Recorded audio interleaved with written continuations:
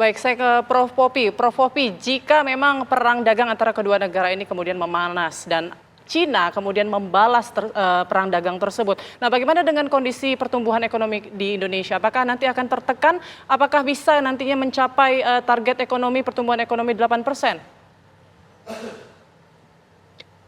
Ya, sehubungan dengan situasi yang saat ini dinanti-nanti oleh hampir semua negara, situasi perekonomian dikaitkan dengan Indonesia.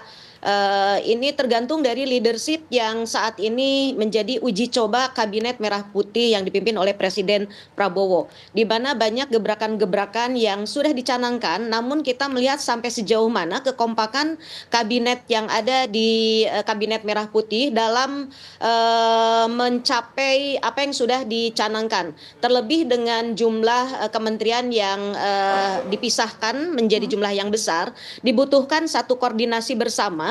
Surat keputusan bersama yang dikeluarkan oleh berbagai kementerian harus mendukung apa yang menjadi keinginan dari pemerintahan yang ada.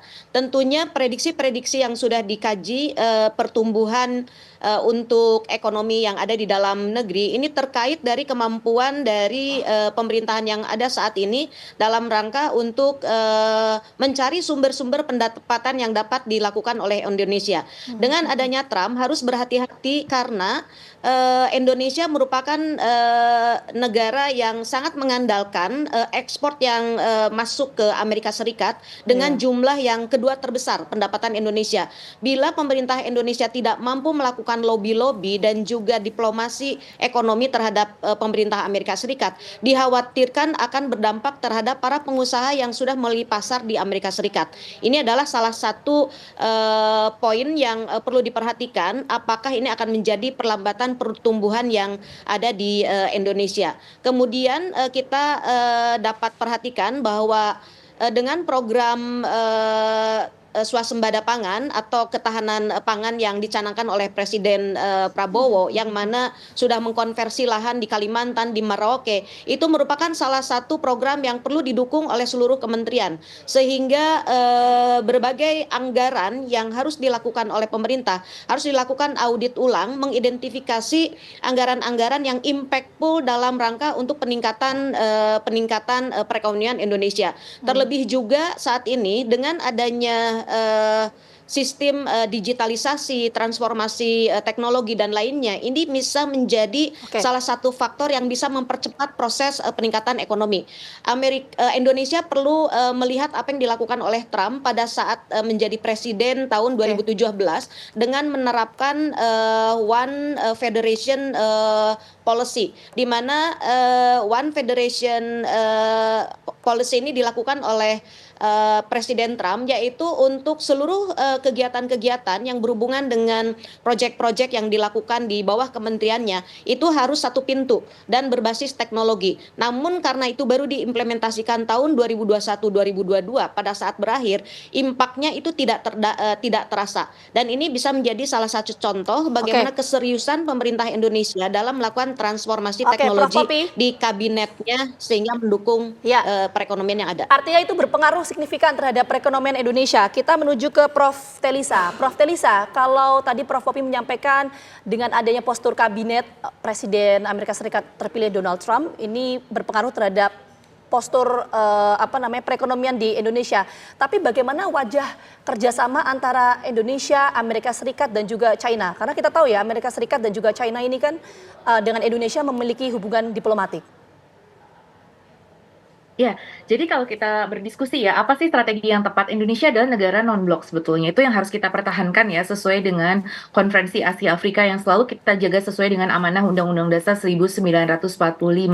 Kita ingin berhubungan baik dengan semua. Jadi di tengah peperangan ini kita tidak memihak baik kepada Amerika maupun kepada Cina, tapi kita juga bekerja sama dengan baik dengan Amerika dan Cina. Nah, itu yang disebut sebagai multiple alignment in non-alignment istilahnya. Jadi kita itu multiple alignment, kita bekerja sama dengan banyak pihak dalam kita tidak di dalam bloknya gitu. Jadi itulah yang strategi terbaik saat ini yang sudah kita diskusikan. Jadi artinya bahwa ya Indonesia ikut BRICS, Indonesia ikut OECD, Indonesia dekat dengan Amerika, Indonesia juga dekat dengan China. Jadi kita memang challenge-nya adalah bagaimana mempertahankan jangan sampai nanti yang lain merasa bahwa ini lebih dekat dengan ini lebih bahwa artinya kita berhubungan baik dengan semua ya, bukan pragmatis, tapi memang itu sesuai dengan amanat Undang-Undang Dasar kita bahwa kita adalah negara yang tidak memihak, kita adalah non-blok seperti itu. Nah itu yang tapi dalam kerjasama ini misalkan nanti kita lihat kerjasama di Amerika yang seperti apa yang nanti tidak melanggar nanti dengan China, nanti kerjasama dengan China seperti apa tapi yang tidak melanggar dengan Amerika. Nah itu memang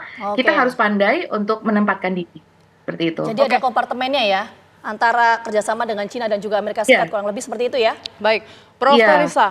Nanti dalam teknologi, dalam ekonomi, dalam perdagangan seperti apa gitu. Masing-masing harus dipetakan, kita harus buat matriksnya dengan Amerika Serikat. Tapi yang tadi supaya tidak melanggar keduanya seperti itu. Oke, Prof. Telisa mungkin terakhir, Prof. Kalau misalnya Amerika Serikat lebih protektif begitu ya untuk perdagangan, menutup akses China ke sana. Nah, ini yang dikhawatirkan adalah barang-barang yang harusnya masuk ke Amerika Serikat kemudian tumpah ke Indonesia. Nah, bagaimana Indonesia harus mengantisipasi ini?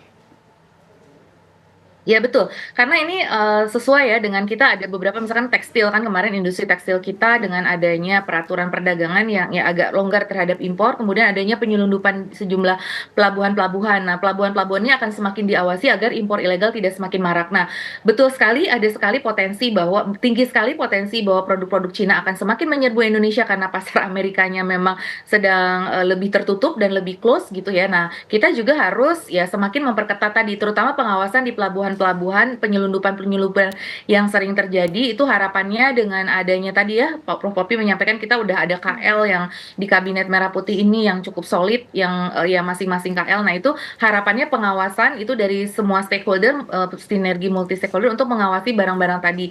Nah kemudian kita juga harus meningkatkan kualitas produk kita, jadi kesadaran dan sosialisasi kepada masyarakat juga bahwa kualitas produk Indonesia itu tidak kalah dengan produk itu. Dan kalau kita memang ingin berkontribusi pada ekonomi nasional, nah kita memang harus mendukung lah produk-produk domestik seperti itu, mulai dari konsumsi rumah tangga juga pengadaan barang dan jasa di pemerintah itu harus pro kepada itu. Nah jadi artinya bahwa ya kita bersaing baik secara ya harus kompetitif juga, tapi di sisi yang lain peraturan-peraturan yang ada misalkan peraturan Kementerian Perdagangan, nanti peraturan di pelabuhannya sendiri itu harus mendukung agar tadi ya lebih terawasi sehingga impor-impor ilegal ini juga tidak menghancurkan perekonomian kita, karena kita kan pengen tumbuh 8%, industri harus tumbuh lebih lagi misalkan. Nah itu industri harus cukup besar nanti share-nya meningkat gitu, harus bisa sampai tumbuh lebih dari 20% gitu.